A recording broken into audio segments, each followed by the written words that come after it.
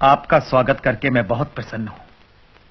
मैं खुद चलकर आपको लेने आता, परंतु अस्वस्थ होने के कारण नहीं आ सका। इतने वर्षों बाद आपसे भेंट करके मुझे भी अच्छा लग रहा है। लंदन में मिले थे, वो दशहरे का दिन था। हाँ, तब वहां इंडिया हाउस में भी आपके स्वागत का सुअवसर प्राप्त हुआ था। बहुत समय बीत गया।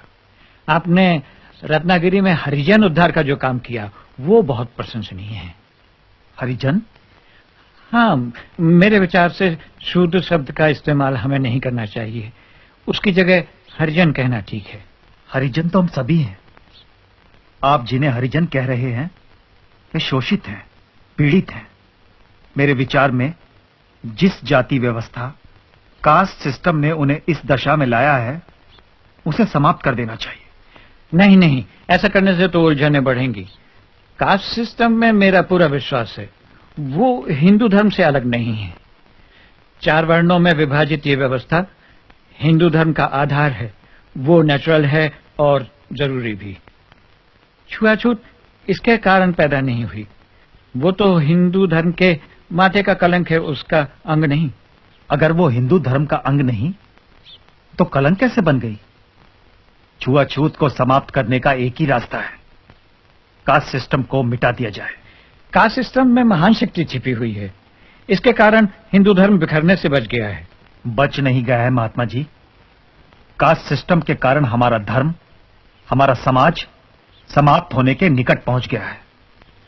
जिन्हें आप निम्न जाति का कहते हैं, उन लोगों को अपने महान धर्म से अलग होने से बचाना है, और जो अलग हो चुके हैं उन्हें वापस लाना है। मैं भी धर्म परिवर्तन के विरुद्ध हूं, परंतु सदियों पहले जो दूसरा धर्म अपना चुके हैं उन्हें वापस लाने की कोई जरूरत नहीं है।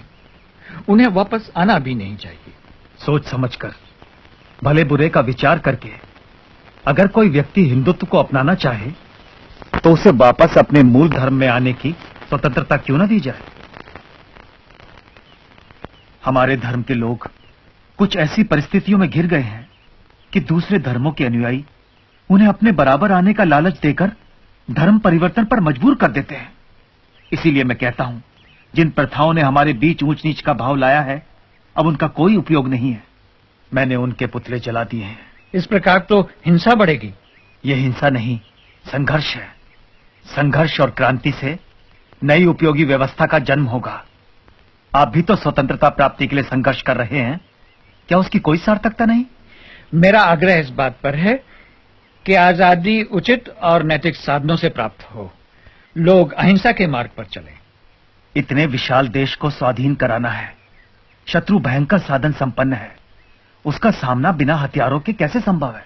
शत्रु के पास इतने ज्यादा हथियार हैं कि हम अपने थोड़े से हथियार लेकर उनके साथ बिल्कुल लड़ाई नहीं लड़ सकते। और फिर केवल इसी कारण मैं अहिंसा के मार्ग पर नहीं चल रहा। मेरा विश्वास है कि अहिंसा पूर्वक बर्ताव करने से हिंसक मनुष्य का हृदय परिवर्तन होगा। यदि एक गाल पर तमाचा खाने के बाद हम दूसरा गाल पेश करेंगे तो हमें दूसरे तमाचे के स्थान पर स्नेह मिलेगा। आपकी बात मनुष्यों के संबंध में सच हो सकती है, परंतु राक्षसों और पशुओं से ऐसी अपेक्षा नहीं की जा सकती। जिन हत्यारों ने जलियांवाला बाग में सैकड़ों निर्दोष निरपराध लोगों को गोलियों से भून डाला, उन्हें दूसरा अवसर नहीं दिया जा सकता। श्री कृष्ण को अंत में कंस और शिशुपाल का वध करना ही पड़ा। देश की रक्षा के लिए सेनाएं तो चाहिए। संपूर्ण अहिंसा का लक्ष्य असंभव है। महान लक्ष्य चाहे कितनी दूर हो, उसे सामने रख करके ही हम उसके निकट कहीं पहुंच सकते हैं। हमें उसकी ओर चलना है, उसी ओर चलना है।